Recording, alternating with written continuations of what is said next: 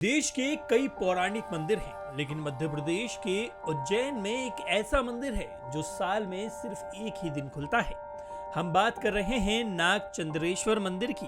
ये मंदिर अपनी वास्तुकला, धार्मिक महत्ता के लिए प्रसिद्ध है। आपको बता दें कि ये मंदिर पूरे साल में सिर्फ एक बार नाग पंचमी के दिन ही श्रद्धालुओं के लिए खोला जाता है। मंदिर में स्थित भगवान शिव की दुर्लभ प्रतिमा है, जिसमें वो सर्पराज तक्षक के साथ 7 फन वाले नाग की शैया पर विराजमान है।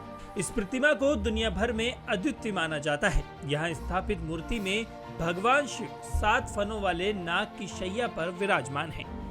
मूर्ति के पीछे की मान्यता है कि सर्पराज तक्षक ने भगवान शिव को प्रसन्न करने के लिए घोर तपस्या की थी। भगवान शिव ने उन्हें अमृत का वरदान दिया और तब से वो भगवान शिव के सानिध्य में रहते हैं। तक्षक नाग की इच्छा थी कि उनके एकांत में कोई विघ्न न आए, इसलिए मंदिर को सिर्फ नाग पंचमी के दिन ही खोला जाता है। जैसा कि आपका प्रश्न था कि वर्ष में एक बार ही पट क्यों खुलते हैं, तो ये चूंकि पूर्व की परंपरा चली आ रही है कि नाग पंचमी के दिन 24 घंटे के लिए पट खोले जाते हैं। मध्य रात्रि 12 बजे खुलेंगे और अगले दिन मध्य रात्रि 12 बजे पट बंद कर दिए जाते हैं। इस बीच में त्रिकाल पूजा होती है और सामान्य श्रद्धालु जो आते हैं वो निरंतर दर्शन करते रहते हैं। 5 से 6 लाख 7 लाख के आसपास तक कई बार संख्याएं श्रद्धालुओं की जाती है, तो दर्शनार्थी दर्शन करते हैं। वर्ष में एक बार की जो बात है, ये एक व्यवस्था बनी आ रही है जो परंपरागत तरीके से हमें मिली हुई है। हम उसी व्यवस्था का, उसी परंपरा का सम्मान करते हुए उसका अनुपालन करते हैं। इसका कोई लॉजिक है कि इसके पीछे एक कथानक जो हमें बुजुर्गों से सुनने को यहाँ पर मिला है कि यहाँ पर भगवान महाकाल, चूँकि पूरा महाकाल वन क्षेत्र के नाम से इस स्थान को जाना जाता था, चारों तरफ वन था। और इसका आप देखेंगे तो हमारे यहाँ कई पुराणों में भी इसकी चर्चा आती है, जहाँ पर इस स्थान को महाकाल वन कहा जाता है। तो यहाँ पर गर्भगृह में भगवान महाकाल के दर्शन हेतु कई तरह के जीव जंतु पदार्थ थे जो नित्य अलग अलग स्वरूपों में आकर के दर्शन करते थे। उसमें सर्प इत्यादि भी बड़ी संख्या में होते थे।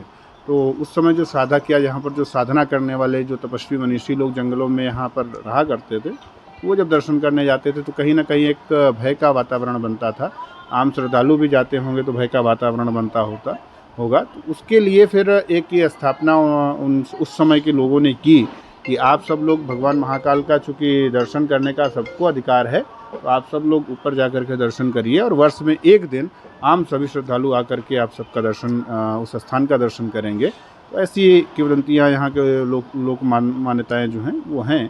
और चूँकि विग्रह ये जो है बड़ा अद्भुत विग्रह है और अपने आप में बहुत ही दर्शनीय विग्रह है। पूरे भारत में एकमात्र ये स्थान है जहाँ पर सर्प सैया पर भगवान शिव का पूरा परिवार विराजित है। ऐसा कहते हैं कि नेपाल से विग्रह आया और नेपाल में इस तरीके का एक विग्रह है। ये सब बातें हम लोगों ने सुनी सुनाई बातें हैं।